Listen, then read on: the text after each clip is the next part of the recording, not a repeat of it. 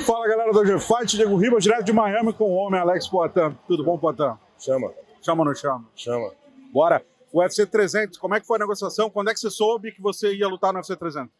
Pô, alguns dias antes, né? Tudo estava programado aí pro UFC Rio. Mas acho que, pô, para mim foi muito bom, né, ter adiantado um pouco, como eu sempre venho treinando. Eu acho que se fosse acontecer no UFC Rio, eu teria que diminuir um pouco os treinos, então eu teria que adaptar algumas coisas ali. Mas agora acho que foi perfeito para mim. Certo, você teve que fazer alguma mudança então, já que ia lutar em maio, agora ia lutar em abril? Não, mudanças não, mas tô começando a apertar mais o treino agora. Claro que eu sempre venho treinando, uma intensidade muito boa, né? Agora, pô, essa semana aqui, pô, já foi forte, e agora as próximas, pô, muito forte. Você gostaria de ter lutado no Rio, lutar para sua torcida? Era algo que você queria? Como é que foi esse sentimento de talvez ficar de fora por causa do UFC 300? Cara, eu sempre venho falando isso, as pessoas me perguntam, né? Pô, brasileiro, pô, tá em casa. É claro que a gente quer, né? Pô, ver ali o calor da galera, né? Trazer alegria ali. Né? Pô, os fãs que gostam, né? Porra, de comprar um ticket ali para assistir. Eu gostaria de fazer isso, mas eu sempre deixei claro que lutando nos Estados Unidos para mim é muito melhor, né? Pelo fato de não ter um desgaste de viagem, muitas horas. Então aqui é muito melhor para mim. E, pô, e a galera vem me apoiando, um ou outro ali, faz uma crítica, né? Mas as pessoas que realmente são fãs de verdade mesmo, ela fala assim, porra, isso é bom pra ele, pô, ele vai dar um show pra gente, não importa onde ele vai lutar. A gente quer ver esse cara bem. Então, pô, obrigado, pessoal, obrigado pelo apoio. E é isso. Um card tão emblemático, UFC 300, fazer o main event. Sua carreira é muito curta e muito vitoriosa no UFC. O que significa pra você o UFC 300 main event? Bom, significa muito, né? Todo mundo sabe da grandeza que esse evento. E, pô, pelo fato de eu ter chego no UFC, muitas pessoas desacreditaram, falaram, pô, o cara vem no kickbox, pô, não vai virar e tal. E hoje aí fazendo a luta principal do UFC 300. Então, para mim é muito importante. Maravilha. Vamos falar então para finalizar do Jamal Hill. Como você vê ele como adversário? Que tipo de desafio ele traz para você? Cara, o cara é o ex-campeão, né? Então a gente tá falando de um alto nível, mas eu venho estudando, venho treinando e eu acho que o jogo casa muito bem para nós dois. Ele lutou com o Glover te passou algum segredinho ali, alguma dica? Não, a gente, tô sempre conversando com o Glover, independente se o Glover já lutou ou não, né? Mas claro que, pô, o Glover sentiu a força ali, pô, o cara que teve mais próximo, né? Então, com certeza a gente tem que escutar e eu tô fazendo isso. Última pergunta, você carrega um sentimento especial, vingar o Glover, entre aspas? Não, para mim não tem vingança não, eu sempre venho falando também, né? A gente vai agir com o coração, a gente acaba saindo um pouco da estratégia e a gente tá com uma estratégia muito boa. Então, pô, não vou deixar isso atrapalhar e fazer o meu trabalho. Para finalizar, o recado para o fã do G-Fight, por que eles têm que assistir a sua luta no UFC 300? Bom, pessoal, vocês têm que assistir essa luta porque vai ser um show. Todo mundo acompanha meu trabalho, sabe como que eu me comporto, sabe a forma que eu venho treinando e me dedicando. Então, com certeza, vai ser um show para vocês. With Kayla Harrison, welcome to UFC. Thank you. Thank you. How was the negotiation? For how long you, your team, and UFC were talking about it?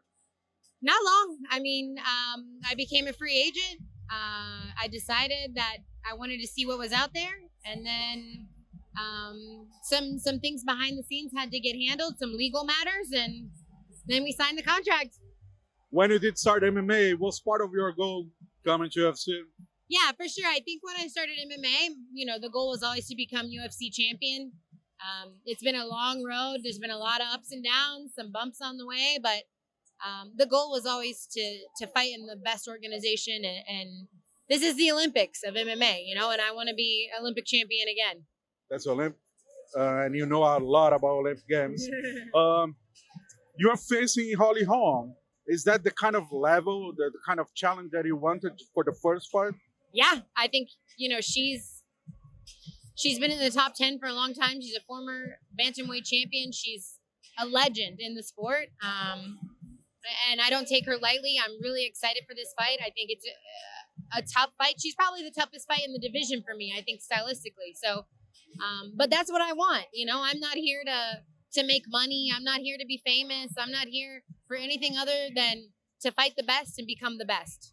Yeah, I like her confidence. We have talked before. I was covering PFL. Do you believe winning maybe in a fashionable way? Do you think the next natural step for you is fighting for the title already? That's my goal. Yeah. You know, I want to go out there. I want to put on a hell of a show. I want to dominate from start to finish and make my claim for a belt This year? this year. Awesome. Okay, I'm not gonna lie. All the fans are asking you. Probably they were asking you right now. Cut weight. So you're fighting 135, right? How is the process for you? It's going good. You know, I mean, it's definitely different, but it's chosen sacrifice. You know, it's not something I ever wanted to do.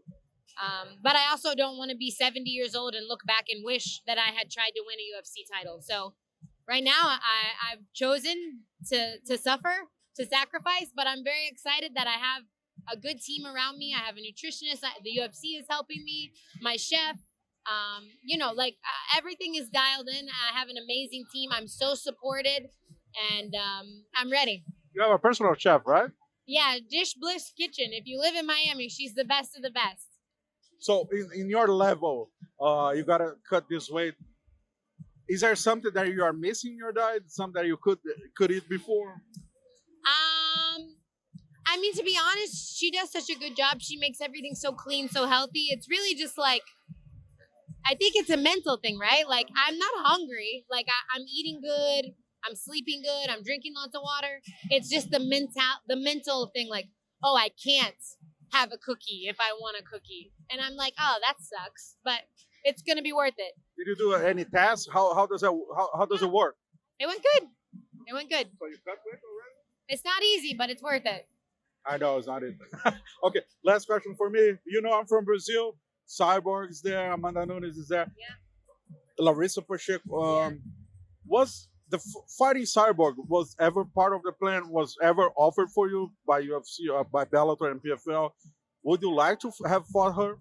Yeah, I would have liked to have fought her. You know, that's something that I really wanted to guarantee in order to stay with the PFL. But again, I can't put my career on hold for anyone and for anything. And the way some things were handled, I just decided that it was best for me to come here.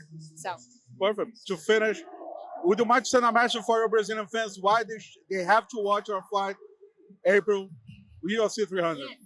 What's up, my Brazilian fans? I love you. I won an Olympic gold medal in Brazil. You hold a very special place in my heart. And on April 13th at UFC 300 live in Las Vegas, I'm going to be coming for UFC.